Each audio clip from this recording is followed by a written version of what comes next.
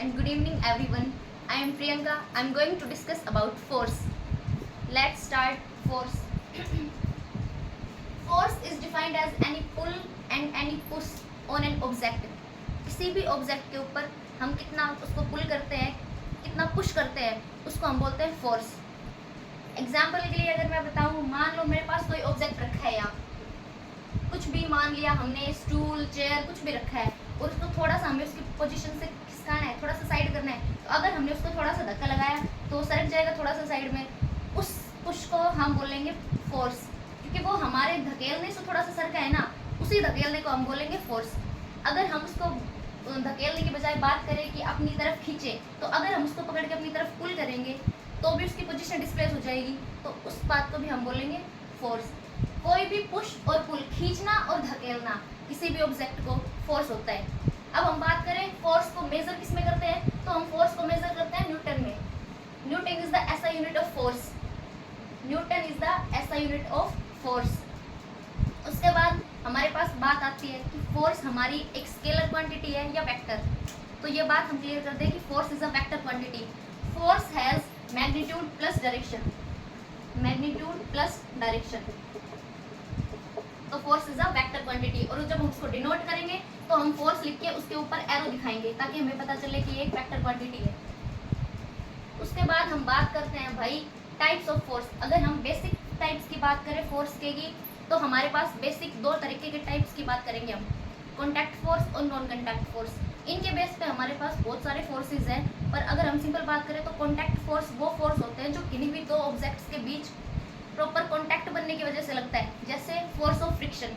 Force of friction contact की वजह से लगता है. जैसे मैं हूँ या आप लोग हो, कुछ भी ऑब्जेक्ट है, उसका हमारे फर्श के साथ मान लो कोई कॉन्टैक्ट है, तो जब मैं और फर्श कॉन्टैक्ट में आ रहे हैं तो हम दोनों के बीच एक फोर्स लग रही है. उस फोर्स को बोलेंगे हम फोर्स ऑफ फ्रिक्शन. उसमें वो हमारा आता है कॉन्टैक्ट फोर्स में. Contact force. इसके अंदर हम दूसरा बोल सकते हैं फ्रिक्शन के साथ मस्कुलर फोर्स. ये दो हमारे इसके एग्जाम्पल, मस्कुलर फोर्स और फ्रिक्शन फोर्स. दूसरा है हमारे पास non contact force. Non contact force कौन से होते हैं? वो फोर्सेस जो बिना किन्हीं दो ऑब्जेक्ट्स के डायरेक्ट कॉन्टैक्ट के उनके बीच लगते हैं. जैसे हम बात करें, मान लो कोई भी, मैं इधर हूँ और उधर कुछ भी रखा है, कोई या फिर कोई दूसरी बॉडी खड़ी है, हम दोनों के बीच में बिना एक दूसरे को टच किए जो फोर्स लगा हुआ है, हमारे इस डिस्टेंस को मेंटेन किए हुए है, उस फोर्स को हम बोलते हैं non contact force. Without any contact जो फोर्स हमारे बीच लग रहा है वो है नॉन कॉन्टैक्ट फोर्स. उसका एग्जांपल की बात करूँ तो वो है ग्रेविटेशनल फोर्स, क्योंकि हम सबको पता है ग्रेविटेशनल फोर्स बहुत ही लार्ज डिस्टेंस में लगता है, उसकी रेंज बहुत दूर होती है. चाहे मैं इधर और मेरे से बहुत दूर कोई इंसान खड़ा है, तो भी हम दोनों के बीच अगर कोई फोर्स लग रही है तो वो ग्रेविटेशनल फोर्स है, जो बिना कॉन्टैक्ट में आई हमारे ऊपर अप्लाई हो रखी है. तो वो एग्जाम्पल है नॉन कॉन्टैक्ट फोर्स का.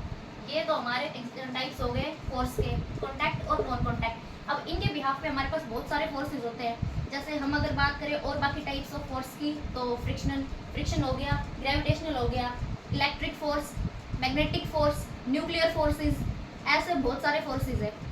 अब अगर हम थोड़ी सी और आगे बात करें, तो अब हम बात करते हैं कि जो हमारे फोर्सेज हैं वो किसी भी ऑब्जेक्ट को इफेक्ट कैसे करते हैं, उसके ऊपर इफेक्ट कैसे डालते हैं. भाई हमारे फोर्सेज किसी ऑब्जेक्ट के ऊपर इफेक्ट तो डालेंगे, तो इफेक्ट डाल रहे हैं तो उसके पास हमारे लिए कुछ बेसिक इफेक्ट्स है. जैसे उसकी शेप चेंज कर देंगे ऑब्जेक्ट की, उसका मोशन कॉज करा देंगे, मोशन स्टॉप करा देंगे, डायरेक्शन चेंज कर देंगे. वो कैसे करेंगे, अगर आपको विद एग्जांपल बताऊं तो देखो, पहले हमारे पास चेंज इन शेप. शेप कैसे चेंज करेंगे, मान लो यहाँ मेरे पास कुछ भी रबर का या प्लास्टिक की कोई बोतल है. अब अगर उस बोतल को मैं ऐसे दबा दूँ हाथ से, तो दबाने से वो पिचक जाएगी तो उसकी शेप चेंज होगी. पहले वो ऐसे राउंड शेप की थी और अगर मैंने उसको दबा दिया तो वो पिचक गई, पहले जैसे शेप नहीं रही, तो शेप उसकी डिफॉर्म हो गई. तो वो क्या किया हमने, उसके ऊपर ऐसे फोर्स लगाया और उसकी शेप में चेंज आ गया. वो होगा change in shape due to force. अगर दूसरा देखें तो मोशन में चेंज कैसे करेगा, दो टाइप से. मोशन करवा भी सकता है या फिर किसी मूविंग बॉडी को स्टॉप करवा सकता है, उसको रेस्ट में लेके आ सकता है. अब मोशन कॉज, मान लो हमारे पास कोई गाड़ी है, वो खड़ी है, अगर हम उसको स्टार्ट करते हैं और एक्सेलरेटर दबाएंगे तो वो चलना स्टार्ट कर देगी, मूव करना, स्पीड में चलेगी. तो पहले रेस्ट में थी और फिर वो मूव करने लग गई, हमने फोर्स लगाया ना उसको एक्सेलरेट करा तब, तो वो हो गया cause of motion. Force causing motion. ठीक है, नेक्स्ट है हमारे पास कि स्टॉप कैसे करता है मोशन को, बॉडी को रेस्ट में लेके आएगा फोर्स, वो कैसे। अब वही गाड़ी वाला एग्जांपल अगर दोबारा से देखें, अगर चलती गाड़ी में हम ब्रेक अप्लाई करेंगे तो उसकी स्पीड को डाउन करेगा और गाड़ी को स्टॉप कर देगा।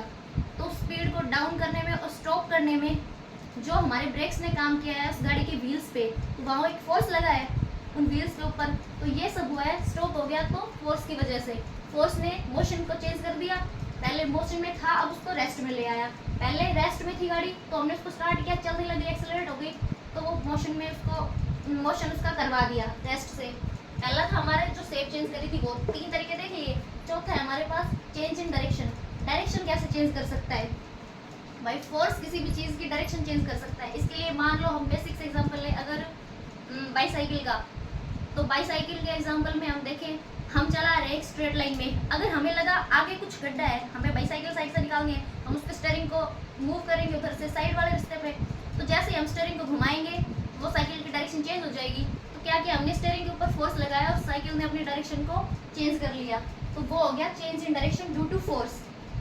ये कुछ टाइप्स थे, ये कुछ इफेक्ट्स थे फोर्स के जो बेसिक हमने पढ़े थे, change in shape, cause motion, stop motion, change in direction. ऐसे ही इफेक्ट बहुत सारे हैं फोर्स के।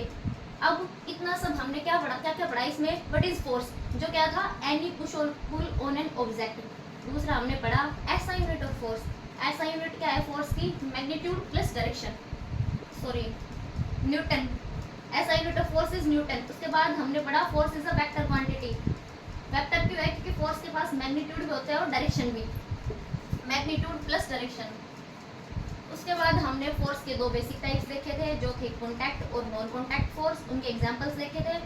उसके बाद हमने पढ़े effects of force on an object जो हमारे पास ये थे।